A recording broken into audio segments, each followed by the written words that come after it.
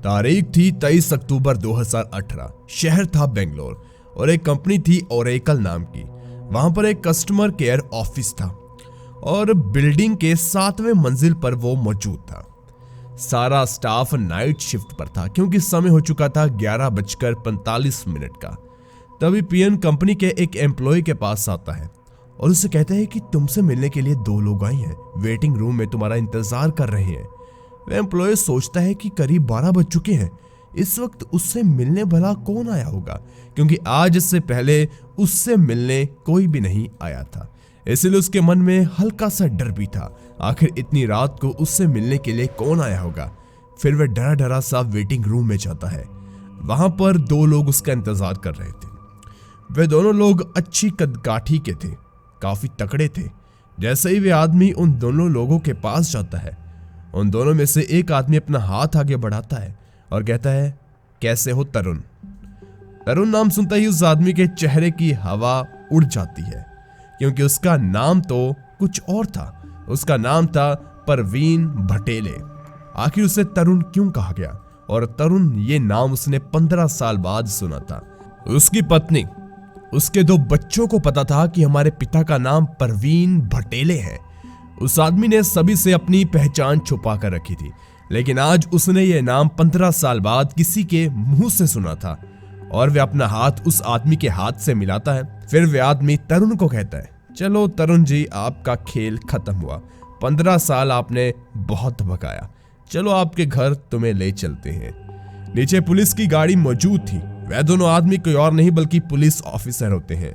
फिर तरुण को 24 अक्टूबर 2018 को अहमदाबाद लाया जाता है। इसी दौरान एक पुलिस ऑफिसर अपने सीनियर ऑफिसर को एक मैसेज करता है और उसमें सिर्फ एक लाइन लिखी होती है कि हमने कर दिखाया, वी गॉट इट।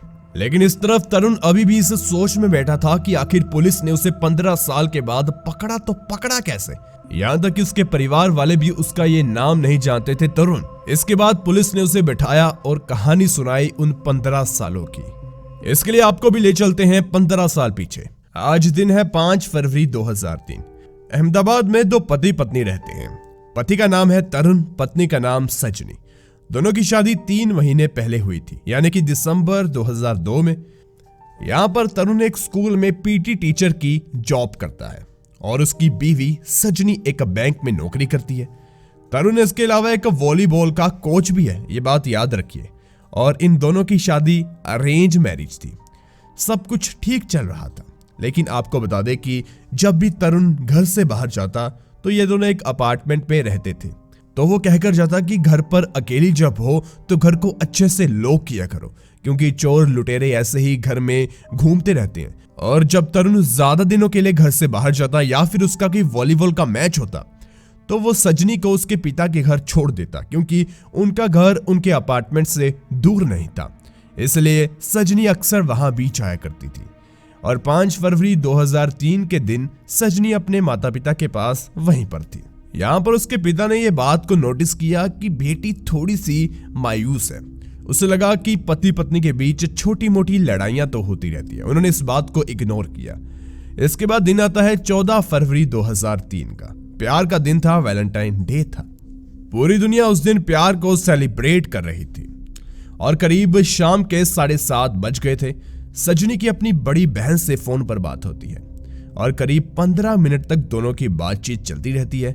इसके ठीक 2 घंटे बाद तरुण सजनी के घर फोन लगाता है और कहता है कि आप जल्दी से जल्दी हॉस्पिटल आ जाओ, सजनी की हालत बहुत गंभीर है। ये खबर सुनकर घर वाले जल्दी से हॉस्पिटल पहुंचते हैं। हॉस्पिटल पहुंचने पर उनको पता चलता है कि सजनी की मौत हो चुकी है। तरुण वहीं कोने में बैठकर जोर जोर से रो रहा था। अब जानते हैं कि सजनी की मौत कैसे हुई थी। आपको बता दें कि सजनी की मौत उसके दुपट्टे से गला घोटने से हुई थी। जब पुलिस मौके पर पहुंचती है तब तरुण उनसे कहता है कि हमारे घर पर कुछ गहने और पैसे भी चोरी है। सारा सामान इधर उधर बिखरा हुआ है। पुलिस को भी लग रहा था कि शायद चोर ने चोरी करने के बाद उसे मौत के घाट उतार दिया हो।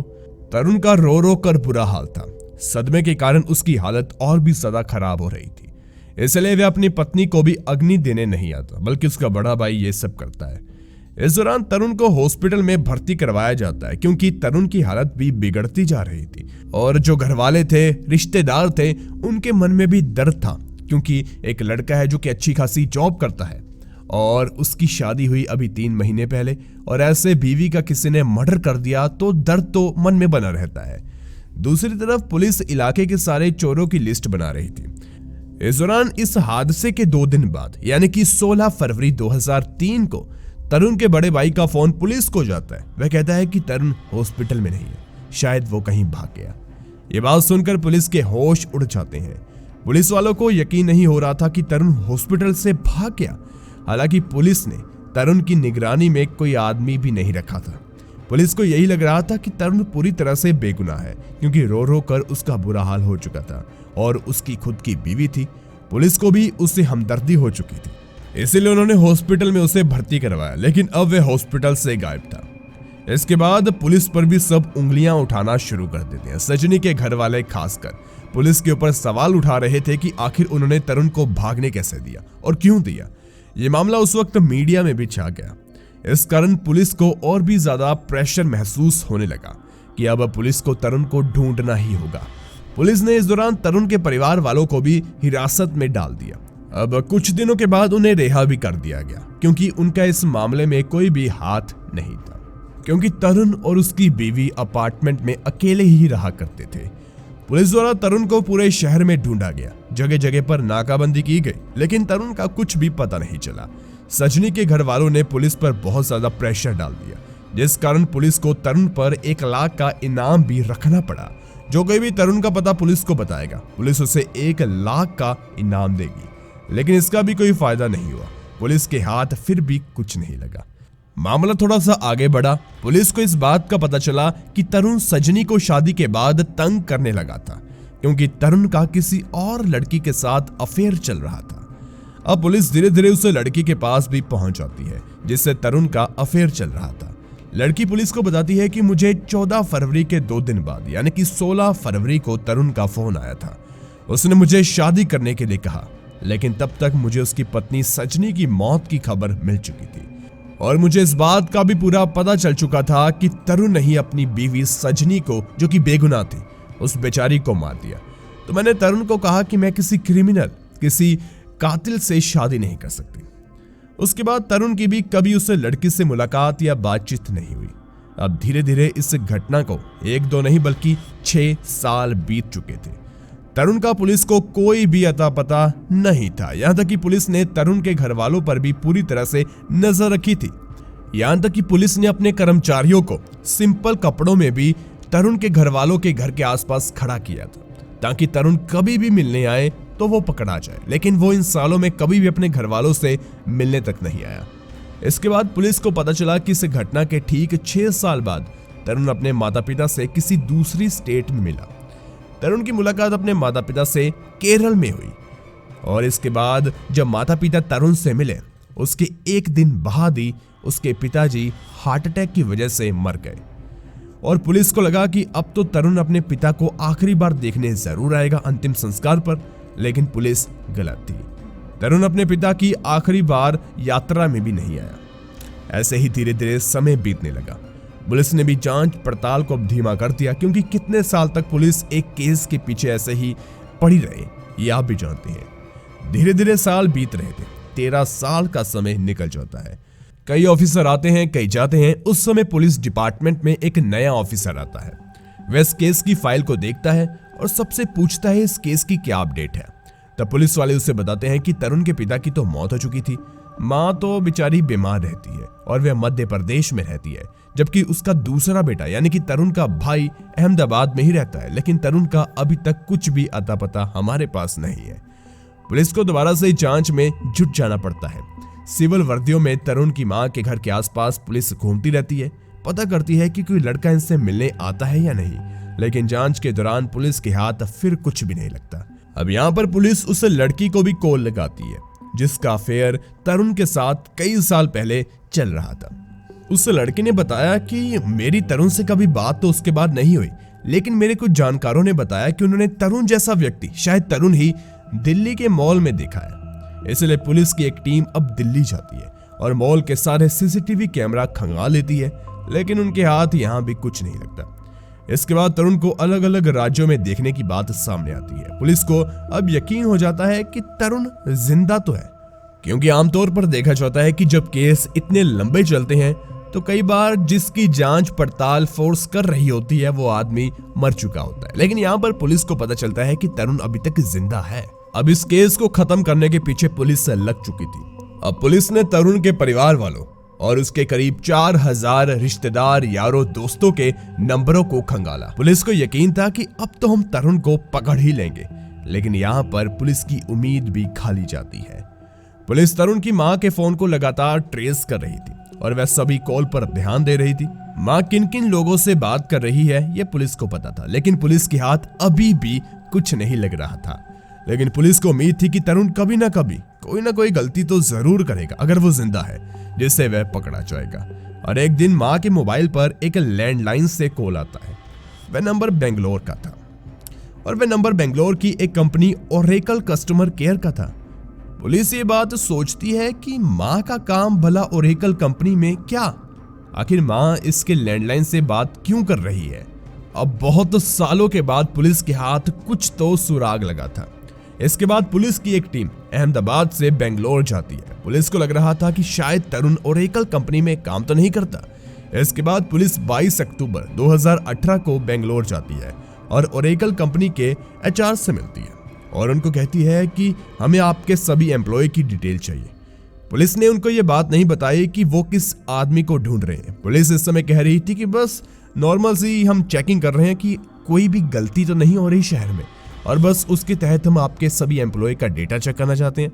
अब एचआर को लगता है कि हाँ, पुलिस अपना काम कर रही है, तो वो सभी की डिटेल पुलिस वालों को दे देता है, क्योंकि पुलिस वाले ये बात जानते थे कि पुलिस के आने की खबर अगर किसी को मिल गई और तरुण को यहाँ पर पता चल गया कि पुलिस आ चुकी है तो वो यहाँ से भाग जाएगा, फिर वो कभी भी हमारे हाथ नहीं लगेगा।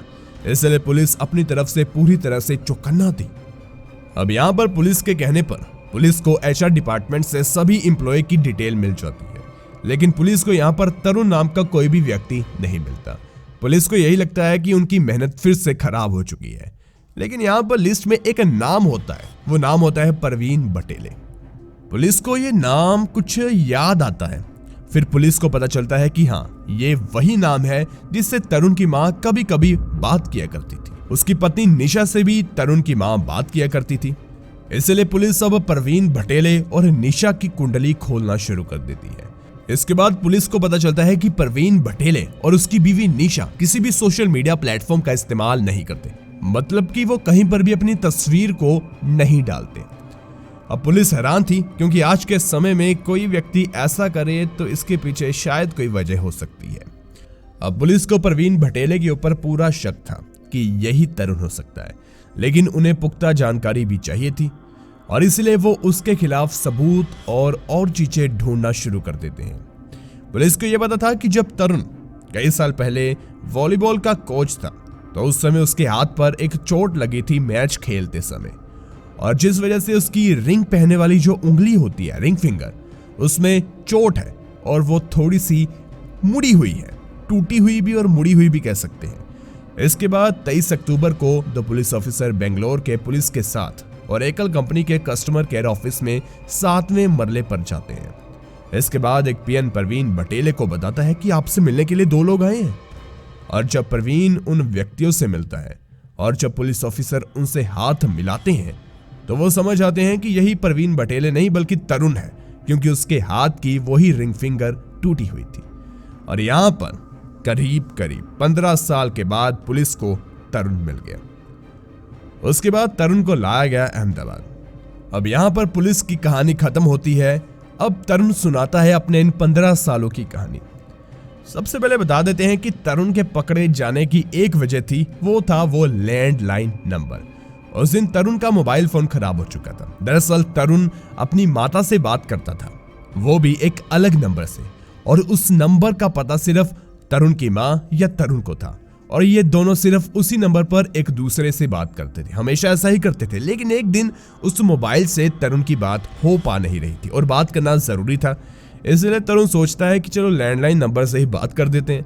और इसी चक्कर में तरुण उस दिन लैंडलाइन नंबर से अपनी मां को फोन कर बैठता है और ये तरुण की सबसे बड़ी गलती थी। अगर वो उस दिन उस लैंडलाइन नंबर से बात नहीं करता तो शायद तरुण कभी भी पकड़ा नहीं जाता। यहाँ पर तरुण बताता है कि 14 फरवरी 2003 को उसने ही अपनी पत्नी का कत्ल किया था। इसके बाद वो उस लड़की के पास गया जिससे उसका अफेयर चल रहा था और उससे कहा कि हम शादी कर लेते हैं, लेकिन उस लड़की ने मना कर दिया और कहा कि तुम एक कातिल हो और मैं तुमसे शादी नहीं कर सकती। और उसके बाद तरुण ने कहा कि मैं इन सब मामलों से हटकर पुणे चला गया और वहां पर उसकी मुलाकात हुई निशा नाम की लड़की से। उस समय तरुण एक छोटी सी नौकरी वहां पर करता था और उसने निशा को बताया कि मैं यतीम हूं, मतलब कि इस दुनिया में मेरा कोई भी नहीं। वहीं पर उन दोनों के बीच दोस्ती हो गई और दोस्ती प्यार में बदल गई और उन दोनों की शादी हो गई। इसके बाद दोनों 2009 में पुणे से बेंगलोर पहुंचे और वहां पर तरुण ने ओरेकल कंपनी में जॉब को करना शुरू कर दिया। आपको बता दें कि तरुण उस कंपनी में पूरे 10 साल से जॉब कर रहा था।